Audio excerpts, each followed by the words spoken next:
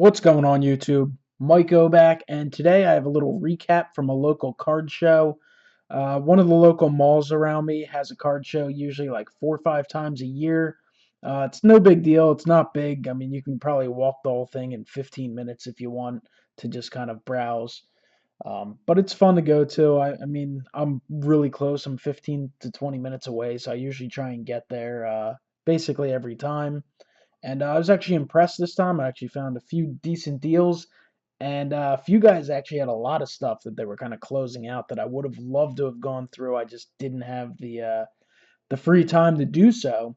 So I'm going to show off the few things that I did pick up at this card show, and also a piece of mail that I forgot to show off. I've got a John Kruk from 2015 Topps Signature Series, or Topps Archive Signature Series.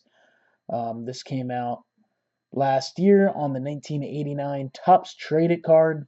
Not necessarily the most flattering picture of John Kruk of all time, but love 89 Topps. And Phillies acquired him back in 1989, so thought this was a nice one to pick up for the Phillies collection. And as you guys probably know, I collect 89 Topps cards, and really big fan of the Topps Archive Signature Series cards. A lot of great stuff you can pick up. Kruk should be more available. Should have some opportunities to maybe get some signatures from him starting this year. Back in town, he will be announcing on and off with the Phillies throughout the year. He's taken Matt Stairs' role in the broadcast booth as Stairs moves to the field, and look forward to hopefully getting some Kruk stuff this year. But thought that was a nice one. Also, if any of you guys are in the Philadelphia area and you're planning to attend the Philly show, it's coming up in I think about 2 weeks, less than 2 weeks. Let me know. I am planning on getting there. If I get there Friday night or Saturday, that's kind of still the question, but I'll work that out. Picked up a couple of these Burke Waldron first pitch cards. I actually had some of them, and I think I sent them in to COMC with my inserts. Didn't pay any attention to them, and I've seen a ton of people getting signatures back from him. He seems to really enjoy signing. I know Topps was actually tweeting at his family and stuff like that. Um, they were sending him more cards or something like that. So definitely thought that would be pretty cool to get signed as I focus this up. So if any of you guys are big TTM guys, any of the big guys need one of these, I might have an extra one for you. But as you can see on the back here, he was there at Pearl Harbor and petty officer in the U.S. Navy. So very cool. According to the back of the card, when he threw out this first pitch, he actually ran to the mound. He didn't walk. So that's cool. All right. Let's see. I picked up some of the 87 Topps inserts from this year. I couldn't remember offhand which ones I didn't have. I just picked up a pile that I was pretty sure I didn't have. I don't know if I'm gonna complete the set. I mean, I probably should. I don't like the fact that they don't have numbering on the back, or maybe they do. I don't know why. I thought I looked at the checklist one day and I thought they had initials. Well, maybe I will just sort them out one of these days. Anyway, my intention is to just fill up some binder sheets with these just because I think they're really cool.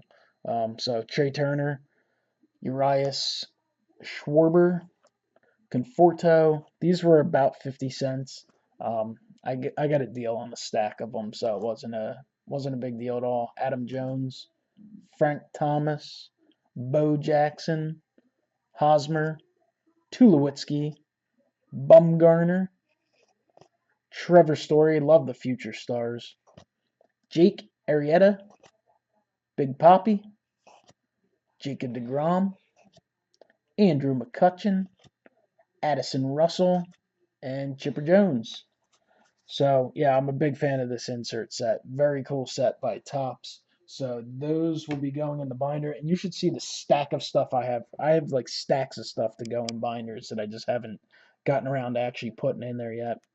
Picked up this autograph, Jim Abbott on the 87 design. Really like it. And it is an on card. Some of these are on card. Most of them are stickers. But I noticed this one was on card and it was pretty cheap. And like I've said before, grew up watching Jim Abbott. Um, Definitely an inspirational player back in the day. Had a lot of success in the majors, and he's one of those guys who qualifies as a true fan favorite. He's not a Hall of Famer or anything like that, but he is someone that you remember fondly. So definitely someone who's worth collecting, in my opinion. And shout out to Wesker Griff, Boy Meets World. I know you mentioned that before, and some of you guys who are my age might remember he appeared on an episode of Boy Meets World way back in the day. All right, also picked up a Julian Edelman rookie card. I, believe it or not, did not have any Julian Edelman rookies.